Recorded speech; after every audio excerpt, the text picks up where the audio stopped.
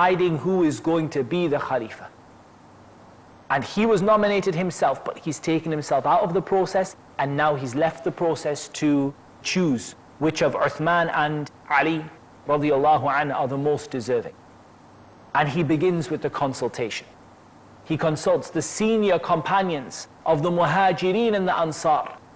One by one, he goes to consult the leaders, to consult the most knowledgeable, to consult the people of Medina. And that is why anyone who has come to criticize the eventual result, in reality they are criticizing the Muhajirin and the Ansar, the companions of the Prophet sallallahu alaihi wasallam. Because Abdul Rahman ibn Auf did not make his decision based on his own opinion. He made it based on consultation of all of the senior companions of the Prophet sallallahu alaihi wasallam from the Muhajirun and the Ansar. Almost every one of them, except for a handful, said that Uthman was the better of the two.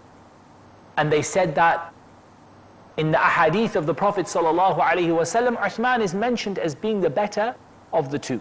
And it was based upon this that Abdul Rahman ibn Auf made the decision to nominate Uthman radiallahu anhu. Before this, Abdul Rahman ibn Auf had turned to Ali and said to him, "O Ali, if I do not nominate you, who should I nominate?" Ali said, "You must nominate Uthman." And he turned to Uthman and said, "O Uthman, if I don't nominate you, who should I nominate?" He said, "You must nominate Ali." So Uthman and Ali are both in agreement that if they don't get the job, the other one is more deserving, or is the next most deserving person. And we said from the story of Yusuf that it is permissible for someone to seek leadership. They've already been chosen by Umar, and the two of them recognize their qualities and they feel that they are capable of doing the job. There's nothing wrong with them seeking it, the two of them. And both of them recognize that just as much as they are qualified, as is the other person as well. In the end, Abdul Rahman ibn Auf gathers them together and he says to Ali radiallahu anhu, "O Ali, I've spoken to the people and asked their opinions. And I do not believe that they think that anyone is as good as Uthman. But do not give anyone a reason to criticize you. I do not speak ill of Uthman." It was said that after Abdul Rahman ibn Auf, Ali was the first person to give the bay'ah to Uthman. Because they didn't want the power, they didn't want the control, they didn't want the dunya. They both recognized that they would make an excellent Khalifa, an amazing ruler. And so Ali, immediately after Abdul Rahman ibn Auf, and without any hesitation, pledged the allegiance to Uthman. And after him, all of the Sahaba united in consensus upon Uthman as being the best leader, and not one of them held that Ali would have been better than him, radiyallahu ta'ala an. We're going to continue talking about the Khilafah of Uthman after the break, inshaAllah ta'ala. Until then, assalamu alaikum wa rahmatullahi wa barakatuh.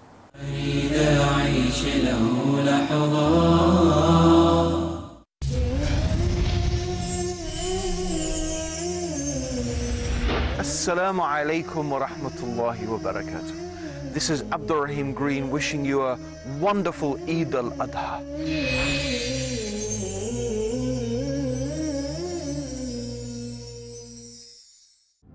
Where truth is hidden, misleading quotations create confusion. Where truth is hidden, lack of knowledge and wisdom cause upheaval and commotion. Where truth is hidden, manipulated scriptures and twisted facts emerge. This very hidden truth creates false propaganda, mayhem, chaos, disorder, and turmoil in our lives and the world order. But is there anyone with courage and wisdom? What is the truth, and who has the courage to expose it?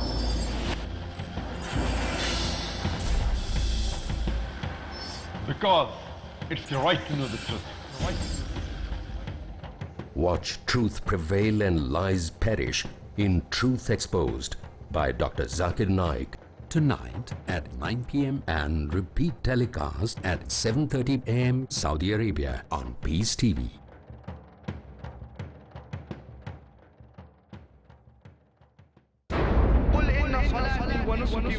Say indeed deed, my prayer, my sacrifice, my life and my death are all for Allah, sustainer of the world. A dynamic, I challenge any human being to point out a single fundamental of Islam in youthful quest, which is against humanity as a whole. iconic, inspiring, encouraging. Don't judge Islam based on the following. Farik Naik, Judge Islam based on the authentic sources, that's the glorious Quran and the authentic Hadith. son of the world-famous orator on Islam and comparative religion, Dr. Zakir Naik. Allah subhanahu wa ta'ala is giving us an opportunity to do a prophet job and to earn a prophet's reward. A star above par in Teens Star. Tomorrow at 6:30 p.m. and repeat telecast at 9:30 a.m. Saudi Arabia on Peace TV.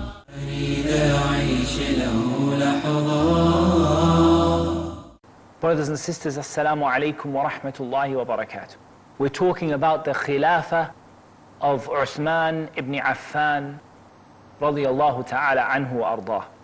And after having talked about how Uthman was appointed, we now come to talk about the Khilafah of Uthman in general and some of the key features in the Khilafah of Uthman.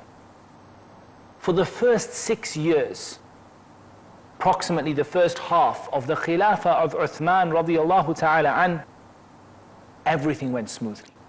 There were no complaints. Uthman had a high status in Islam. He was the best of all of the companions after Abu Bakr and Umar radiyallahu an. He ruled with people alongside him, the likes of Ali ibn Abi Talib as his closest advisor radiyallahu an. And the situation of the Muslims was good. In terms of his being a reciter of the Quran, Uthman was mentioned in the same passage as Abdullah ibn Mas'ud as one of the great reciters of the Quran and one of the great teachers of the Quran. In terms of ruling and the judiciary and so on and so forth, Uthman was advised by Umar radiyallahu ta'ala an to keep the appointees of Umar. So Umar sent an advice to whoever was going to become the Khalifa to keep the appointees of Umar for 1 year. People changed appointees all the time. Abu Bakr removed people that were appointed by the Prophet sallallahu alaihi wasallam. Umar removed people that were appointed by Abu Bakr radiyallahu anhu. And so it was natural that Umar knew that after him, their governor was going to come, the Khalifa was going to come, and he was going to remove some of the people who were appointed by Umar. But Umar particularly advised that 1 year goes by, nobody changed, to allow people to see that it is one Khilafah. There is one rulership. It's not that Uthman doesn't believe in what Umar used to believe in, and Umar didn't believe in what Abu Bakr used to believe in, and Abu Bakr didn't believe in what the Prophet ﷺ used to believe in. No. Subhanallah, no way. All of them, they had continuity, they had the same idea, the same goals and the same aims. Not worldly goals, but aims in the akhirah. So he did this. He continued the shura, seeking the advice. As we said, from the major influences upon Uthman was Ali ibn Abi Talib radiyallahu anhu, who was Uthman's right-hand man for the rulership. He won great victories in Khurasan, in the area towards Iran and going on towards what we now know as Afghanistan, that sort of area of Persia, the eastern part of Persia, Khurasan. In this sort of direction, he won victories. He won victories in what is now Azerbaijan. He won victories in Syria. He cemented the Muslim rule in Egypt. And he began incursions that resulted in the victory of the Muslims in North Africa. So the conquest of Libya and the countries of North Africa happened at the time of Uthman ibn Affan, or at least the major events in that conquest happened during the time of Uthman ibn Affan, against the Roman Empire this time rather than the Byzantine Empire. But perhaps the most significant thing that Uthman radiyallahu ta'ala anhu did, and perhaps one of the greatest things that is known in the Khilafah of Uthman radiyallahu anhu, and one of the greatest lessons, is the standardization of the Mus'haf. Brothers and sisters, this is a very very detailed issue that you must be aware of. This is an issue which the enemies of Islam seek to use to misguide you in. They seek to use to place doubt in the Quran through it. But wallahi, there is no doubt in the Quran. ذَلِكَ الْكِتَابُ لَا رَيْبَ فِيهِ. This is the book in which there is no doubt.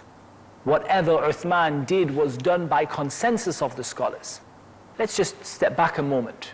The Prophet ﷺ mentioned that the Quran was sent down in 7 ahruf. 7 ahruf. And ahruf is the plural of harf. 7 ways, 7 styles, or 7 dialects would probably be a better word. These 7 dialects are not the 7 ways of reciting the Quran that we know today, like Warsh and Nafi' and Qalun and Nafi' and Hafs and Asim. These are not the 7 dialects of the Quran. The scholars, or at least some of the scholars of Islam, they said that the 7 dialects were allowance given to the Muslims in the early days of Islam.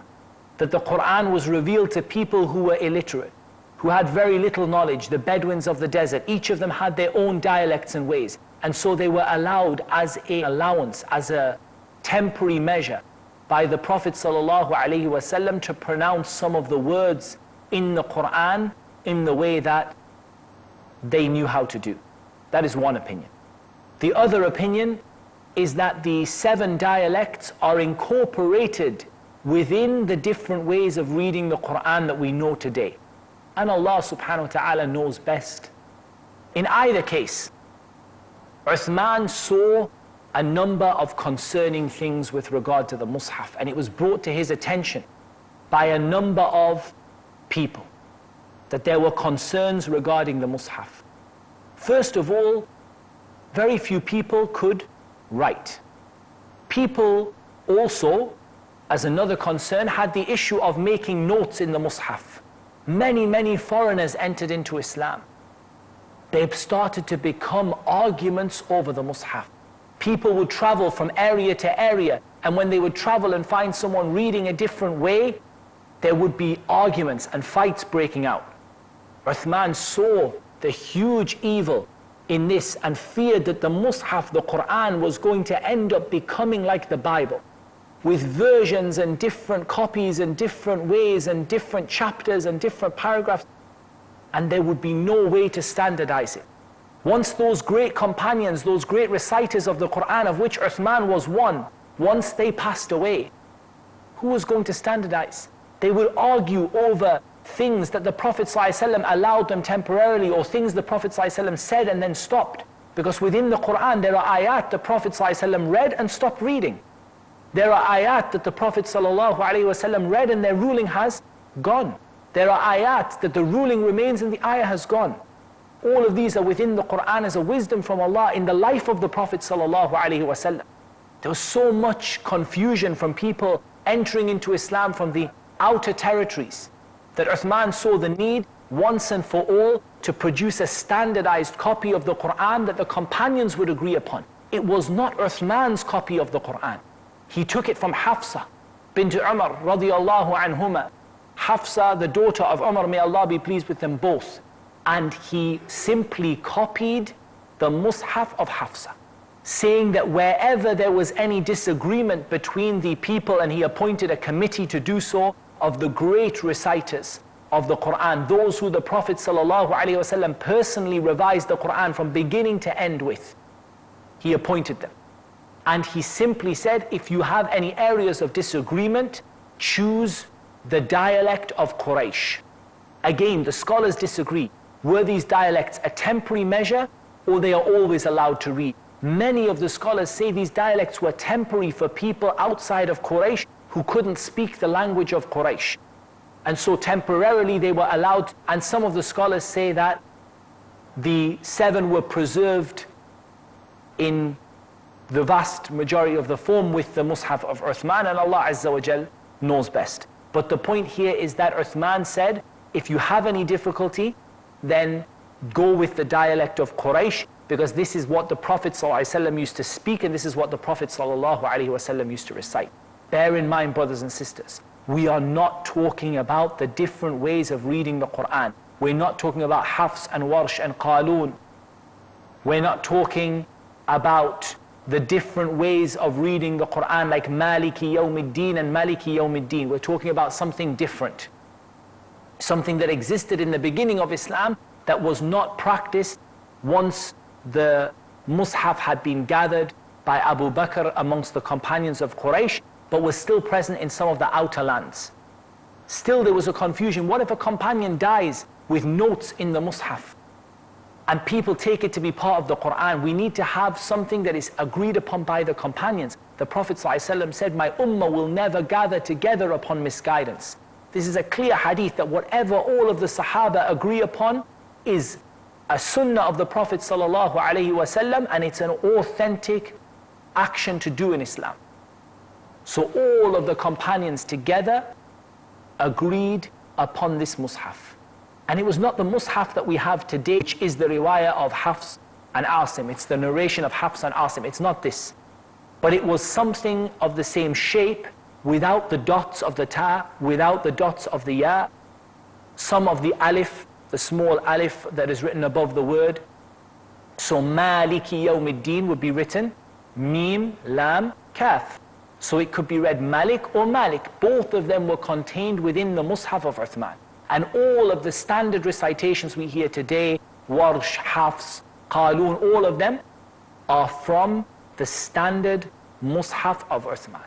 All of the companions agreed upon it, and then Uthman commanded for the Masahif other than the standard to be burnt. This is what we do with the Mus'haf. When it becomes dirty, when it becomes torn, when it becomes worn out, we burn it. And the burning was not because of the different ways of reciting, but the burning was to preserve the Muslims on the Quran that all of the companions agreed upon. As for the extra bits, they are still preserved in what we call al-riwayat al-shadha, the narrations that don't agree with the Mus'haf of Uthman. All of them are still preserved until this day. Nothing has been lost of the Quran, brothers and sisters. And Allah would not cause it to be lost. But the companions agreed on something that safeguarded the Quran, and this was one of the greatest contributions of Uthman radiallahu an. And this concludes our summary on the Khilafah of Uthman radiallahu ta'ala anhu wa arda. Wassalamu alaikum wa rahmatullahi wa barakatuh. أريد أفرح أريد أحيا أريد أفرح أريد